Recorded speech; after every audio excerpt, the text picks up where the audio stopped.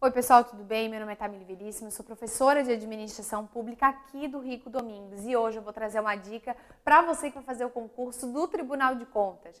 A banca é a Sebrasp e esse assunto, reformas administrativas na administração pública, é um assunto predominante nos concursos públicos. É o assunto mais cobrado em administração pública.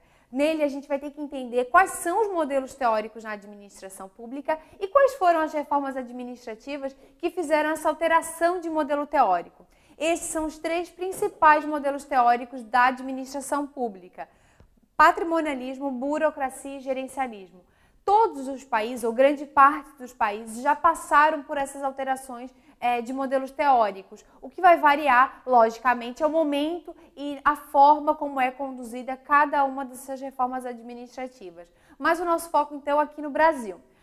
O primeiro modelo teórico é o patrimonialismo. O patrimonialismo a gente consegue definir como essas características a partir de 1808, que é a chegada da corte portuguesa aqui no Brasil. Então, com a chegada da corte portuguesa e a maneira como ela chega, expropriando diversas casas no Rio de Janeiro, em que a gente não sabe se aquelas casas vão servir ao Estado brasileiro ou se vai servir à corte portuguesa, ou seja, essa indefinição sobre o que é público e sobre o que é privado. Além disso, outra característica do patrimonialismo é a questão da corrupção, o nepotismo, a apropriação do dinheiro público. As partes mais nocivas da administração pública são características desse modelo teórico do patrimonialismo. Então, o patrimonialismo se estende de 1808 até 1930, lógico, de maneira pura. Até hoje a gente traz traços do patrimonialismo, né? Corrupção, nepotismo, essa não separação entre o que é público e o que é privado, entre a res pública e a res privada, isso até hoje a gente vê, mas de maneira pura e acentuada a gente vê até 1930. Então, em 1930, a gente tem uma reforma administrativa no Brasil, que é a reforma que foi encabeçada pelo Getúlio Vargas, isso na década de 30, com o Departamento de Administração de Serviço Público, o DASP. É bem importante a gente saber qual foi o órgão responsável. Então, foi o DASP, na década de 30. 3 anos ali podem aparecer como os anos, assim, de fato, da reforma, né, da alteração. 1936, 1937 e 1938. 37 porque teve um golpe de Estado ali em 37 e aí talvez usem esse ano como o de fato da reforma administrativa. 36 porque o DASP, na verdade, ele nasceu em 38, mas em 36 surgiu o Conselho Federal de Serviço Público, que é o embrião do DASP. Só trouxe esses 3 anos para vocês, caso vejam nas questões, não acharem que esse é o erro da questão, ok? Então, foi na década de 30, mais fácil gravar assim. E com o DASP, o que aconteceu? Trouxe uma série de alterações para a administração pública. Sabendo que a administração era tão desorganizada como no patrimonialismo, na burocracia, a gente tenta trazer um certo controle de formalidade, de legalidade, de rigor técnico, de racionalidade administrativa. Muito importante. Não tenho a priori em mente as críticas à burocracia, porque a burocracia em si ela é importante para a organização e principalmente para a gente atingir bons níveis de eficiência. O grande problema da burocracia é o seu excesso, né? É o excesso de burocracia, esse excesso de formalidade, excesso de legalidade, o rigor técnico sendo imperativo e a única análise a ser feita. E aí depois, em 95, a gente tem a reforma gerencial. Mas eu vou trazer então os tópicos principais aqui. Na década de 30, então, acontece a reforma burocrática aqui no Brasil, com inspiração do modelo weberiano. Quem é Weber, né? Weber é o que desenhou essa teoria da burocracia, que aí a gente absorveu no campo da administração pública. No caso do Brasil, essa reforma, então, foi empreendida pelo DASP, Departamento de Administração de Serviço Público, no governo do Getúlio Vargas. Poucos nomes e poucos órgãos são importantes aqui para a nossa matéria, e poucas datas também. Essas que eu estou pontuando aqui para vocês são imprescindíveis para o estudo. Uma parte importante, né, a burocracia tentou trazer essa questão da racionalidade administrativa.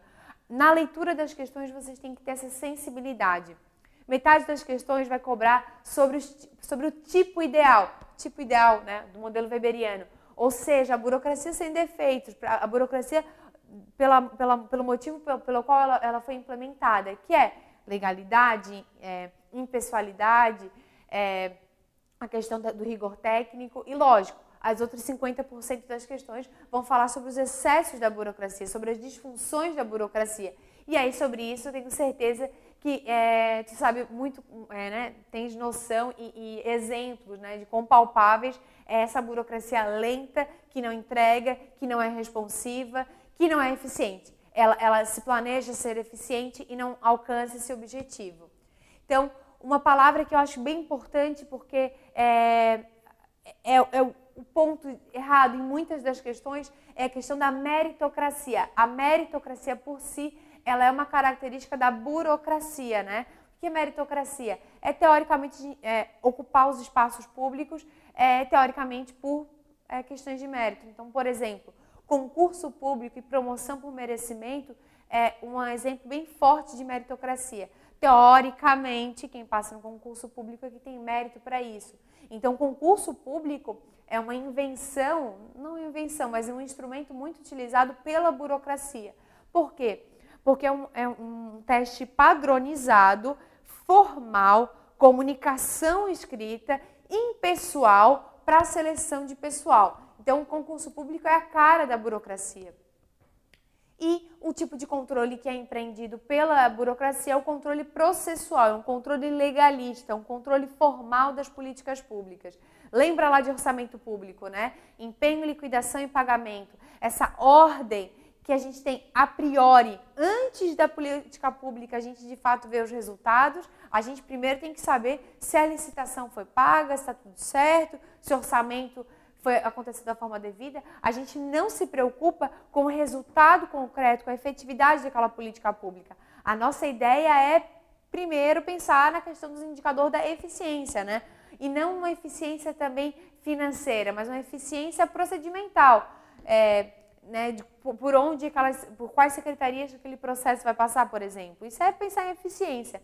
Mas lembrando, a eficiência é um indicador que a gente tem que casar com a burocracia, né? Que é a palavra-chave, o indicador ali da burocracia, mas lembrando que isso só no tipo ideal, porque na prática, na realidade, a gente não viu a eficiência sendo constatada na burocracia. E aí, ainda dentro do modelo teórico da burocracia, vejam porque a burocracia ela vai de 1930 a 1995, né? Como eu coloquei aqui no slide anterior. A burocracia vai de 1930 a 1995. Ainda assim, a gente teve uma segunda reforma administrativa. Essa reforma administrativa aconteceu, mas ela não alterou o modelo teórico. A gente permaneceu na burocracia. E qual foi essa reforma administrativa de 67? Foi a edição do Decreto-Lei 200 de 67. O Decreto-Lei 200, então, ele é importante aqui para a administração pública, porque foi uma reforma administrativa que aconteceu, e é também importante para direito administrativo, porque é ali que disciplina quais são e como funcionam a administração indireta. Então, quais são os entes de administração indireta? Fundação, autarquia, sociedade de economia mista e empresa pública. Então, já tinha alguns entes nesse sentido, mas aí o Decreto-Lei 200, ele de fato organizou, sistematizou e acabou ocasionando a expansão e a proliferação do número de entes da administração indireta. Por que é considerado uma reforma administrativa? Porque ele quebrou um paradigma importante. Até então a gente vinha aqui numa reforma e num modelo teórico muito centralizador, muito calcado na figura do Estado, o Estado sendo impulsionador, o Estado sendo provedor de política pública. E aí, com o Decreto-Lei 200, a gente traz uma quebra, uma ruptura nisso, né? Passa a ser de forma muito mais descentralizada, através, logicamente, dos entes da administração indireta. Então, a descentralização, aquela palavra tão importante lá no direito administrativo, também é importante aqui para você aprender. Então, a descentralização ocasionada pela administração indireta. Não foi uma ruptura de modelo, não é a reforma gerencial, mas é a primeira tentativa gerencial. E a CESP gosta muito de cobrar esse termo, né? De qual foi a primeira experiência gerencial no Brasil. Foi a edição do Decreto-Lei 200. Terceira reforma administrativa, 95. E aí sim a gente muda de modelo, né? A gente troca o modelo teórico e sai da burocracia e vai para o gerencialismo. Ponto importante. Acho que fica claro aí para a gente entender que hoje nós vivemos no gerencialismo, mas com traços da burocracia e com traços do patrimonialismo. O que eu gostaria de frisar mais uma vez é que essas questões mais nocivas para a administração pública, como corrupção, apropriação do dinheiro público, nepotismo, clientelismo, fisiologismo, são traços do patrimonialismo. A burocracia, ela traz de mais nocivo é a própria disfunção dela, né? A demora, a não entrega, a não responsividade pelas políticas públicas. Então, passamos agora a 95, gerencialismo, é a reforma gerencial no Brasil. A reforma gerencial acontece, então, no governo do Fernando Henrique Cardoso, através do Ministério da Administração e Reforma do Estado. Então, essa reforma gerencial, ela aconteceu, ela tentou impulsionar a participação da sociedade civil, um Estado que passa a ser muito mais também descentralizador. Por isso que até a reforma gerencial, a reforma de 67, ela é considerada uma experiência gerencial, porque a descentralização é uma palavra-chave para a reforma gerencial. A descentralização, aqui nesse caso, ela aconteceu através da impulsão da participação da sociedade civil, principalmente nos serviços não exclusivos do Estado. Quais são os serviços não exclusivos do Estado? Aquele que tanto o ente privado pode operar, quanto o ente público pode operar, por exemplo, a educação. A gente tem colégio público e colégio privado. Através da reforma gerencial, a gente pensou em um desses setores de atuação estatal, que seria os serviços não exclusivos, eles passariam a ser publicizados. O que seria isso? É passar para o público cuidar. Como? Através da criação de organizações sociais, né? A gente faz contratos de gestão com essas organizações sociais. E aí o controle passa de ser um controle processual, que é no caso da burocracia, e passa a ser um controle finalístico, um controle de resultado. Bom, essas são as 3 reformas que aconteceram no Brasil, 30, 67 e 95. Vejam, quando aparece lá no edital, aparecem modelos teóricos na administração pública, que são esses 3, patrimonialismo, burocracia e gerencialismo. Mas também vai aparecer no edital de vocês as 3 reformas administrativas, e as reformas são essas, 30, 67 e 95. As reformas sempre acontecem para fazer alteração de modelo teórico, com exceção de 67, que não alterou o modelo teórico, foi só uma experiência gerencial. Bom, aqui eu falei para vocês as reformas que aconteceram. Um evento importante também, não é uma reforma, mas foi um evento importante, foi em 88 a Constituição Federal. Vejam, a gente tem uma reforma altamente burocratizadora, depois a gente tenta uma experiência gerencial e aí parte para, de fato, a reforma gerencial. A gente estava no caminho da desburocratização. Nesse momento vem uma ruptura, que é a Constituição Federal de 88. A Constituição ela é considerada, aqui para a administração pública, um retrocesso administrativo ou um retrocesso burocrático. Por quê? Estávamos caminhando para o gerencialismo e demos um passo para trás.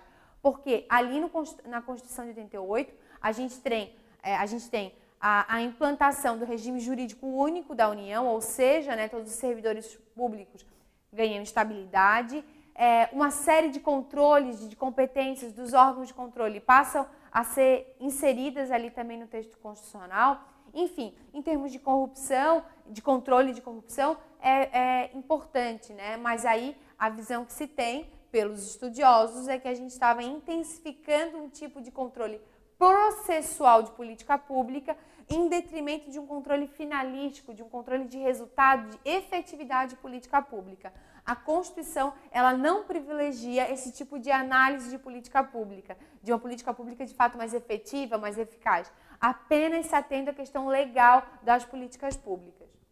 Então, juntando uma coisa com a outra, né, os modelos teóricos com as reformas administrativas, a gente tem esse momento aqui.